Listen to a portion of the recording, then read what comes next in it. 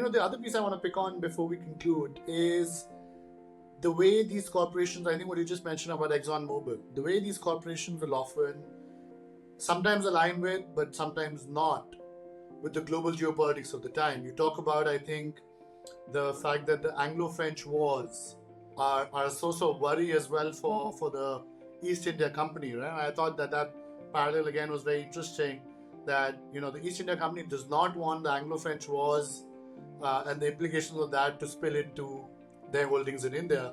Of course, it ends up happening, right? As many of us in India know, I think, as you refer in your book, the Anglo-French rivalry spills especially into southern India, a lot, and the East India Company doesn't want it, but it's a receiver of the geopolitical implications of that broader geopolitical rivalry. And interestingly, the analogy that was happening in my head at the time is the current US-China geopolitical competition, and how that, whether the tech companies want it or not, is spilling into their sphere of work. It's impacting how much work they can or cannot do in China, for example, from the US standpoint, and vice versa from the Chinese tech firm standpoint, right? And it's spilling into it, and whether they want it or not, their foreign policies in a way have to align, or their foreign commercial policies in a way have to align, much like I think the East India Company eventually had to align with the broader geopolitical competition in play. What's your sense of that? I think that's to some extent true. I would want to complicate it with two thoughts. One is that I think you also can tell a story about these companies pushing the limits of this kind of bipolar foreign policy and evading it and attempting at ways of challenging it as well. So this is a great example, right? So you see that those interests are different, and I don't know that it necessarily means that the interests of a large tech company or an oil company are going to inevitably snap in line with the foreign policies of states. I think there's a lot of capacities to get around them in a variety of ways. Again, by finding themselves in places, claiming, relocating certain forms of business. Subsidiarization is a remarkable tool of getting around these sorts of things. And we're not doing it. It's this other company that's sort of related to us, right? Which these colonial companies did in a variety of ways all the time. The second thing I would say to this is that, we inherited this Anglo-French story, which I do tell that story because it is an important one in the 18th century for sure.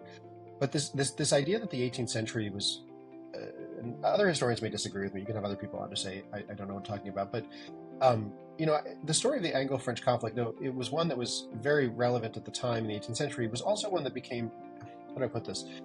That we started to that was the story of Britain's rivalry with France is one that I think was told a lot in historiography in the second half of the 20th century, in which the world was built on a kind of bipolar political concept. There was an epic battle between the United States and the Soviet Union, for example. People thought about the world's always going to have two powers, and they're always going to be facing off against one another.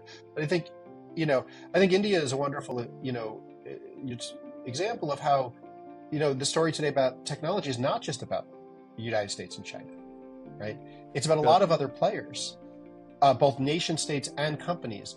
So to reduce the world to a story about these two facing off is to follow one model. And I think to ignore that's a mistake. I think that it's absolutely there. But I think you think globally, and the moving pieces become a lot more complicated, especially when something like technology, we're figuring out where is it? Like, where are we right now having this conversation? It's very hard to answer that question, right? This comes up a lot.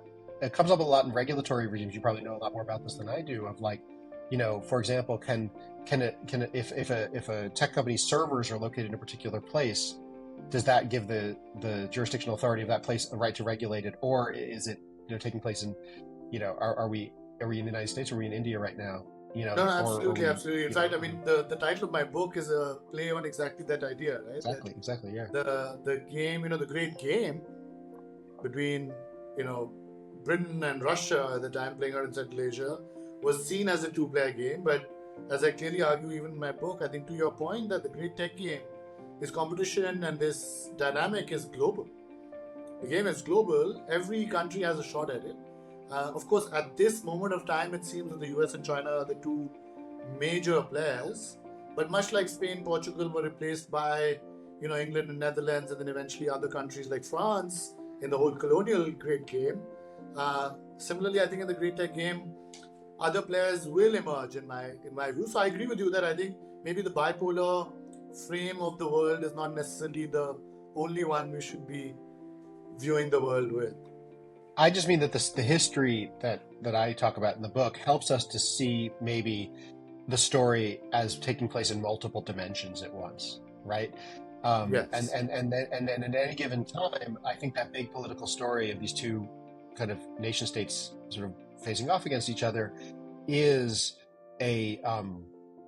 is inescapably important, right? But I think that actually, if you only leave it at that story, then you might miss the dynamics of the complexities, of any number of questions about, including, so you mentioned French companies, towards the end of the book in the 19th century, just as a matter of example, I talk about sort of colonization in Southeast Africa in the 19th century, and try to make the point that, well, this is a Portuguese colony run by a Portuguese chartered company with a majority of British and French investors.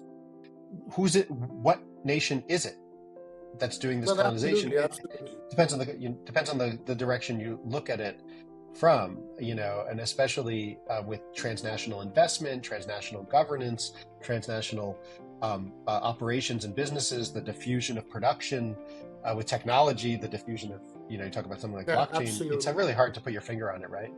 So it is global. I think that's the answer. Yeah. Yeah, and that's right. I think, and that's the complexity you have to look at it with. I completely agree.